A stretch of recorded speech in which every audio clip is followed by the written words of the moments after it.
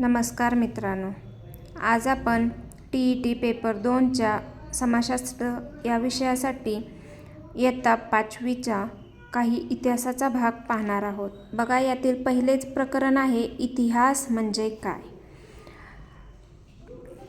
इतिहास बघा, भूतकाळात घडून गेलेल्या घटना समजून घेणारे शास्त्र म्हणजे इतिहास होय.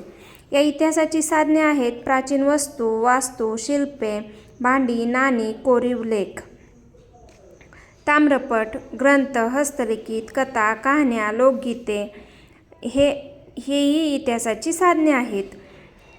प्रकार, आता या इतिहासाचे लिखित, मौखिक आणि भौतिक असे 3 प्रकार पडतात. इतिहास हा केवळ कल्पनेच्या आधारे लिहिला जात नाही.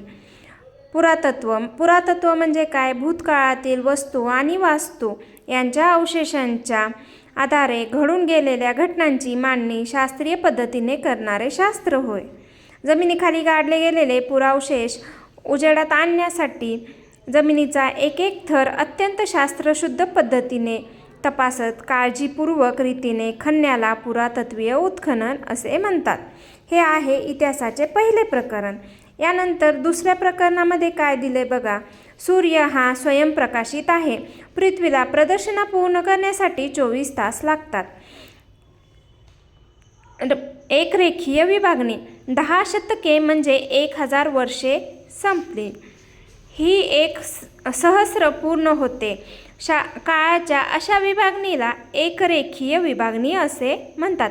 इसवी सनाची सुरुवात येशू ख्रिस्ताच्या स्मरणार्थ करण्यात आली. पहिले शतक काळ इसवी सन 1 ते 100 असे मोजले जाते. इसवी सन पूर्व काळ इसवी सन सुरुवात होण्यापूर्वीचा काळ होय.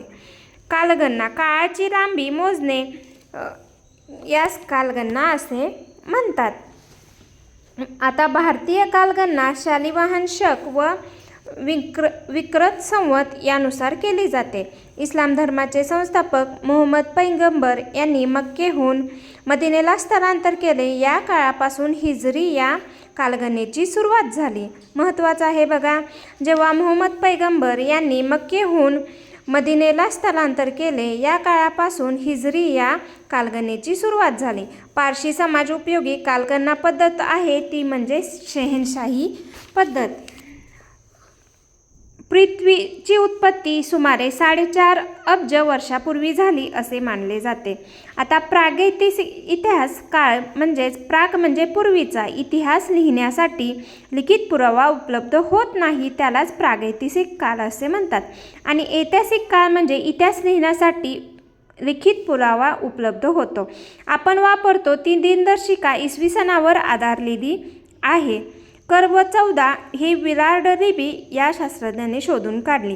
सजीवाच्या मृत्यूनंतर त्याच्या अवशेषामधील कर्ब 14 चे प्रमाण घटत जाते. कर्ब 14च्या आधारे वस्तूचे वय मोजणे शक्य होते. वस्तूचे वय ठरवण्याची पद्धत म्हणजेच कर्ब 14 होय.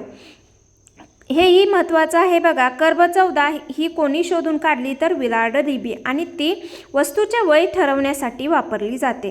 काष्ठवलय कालमापन पद्धती. झाडाची वाढ होत असताना झाडाच्या खोडाचे एक एक वलय दरवर्षी वाढत जाते. त्यावरून झाडाचे वय मोजता येते. यावरून लाकडी वस्तूचे वय मोजले जाते. या 60,000 वर्षापूर्वीचे वय मोजता येते. यावरून 60,000 वर्षापूर्वीचे वय मोजता येते. यालाच काष्ठवलय कालमापन पद्धती असे म्हणतात. अशा प्रकारे बघा, इतिहासाची पहिली 2 प्रकरणे आपण अभ्यासली. धन्यवाद.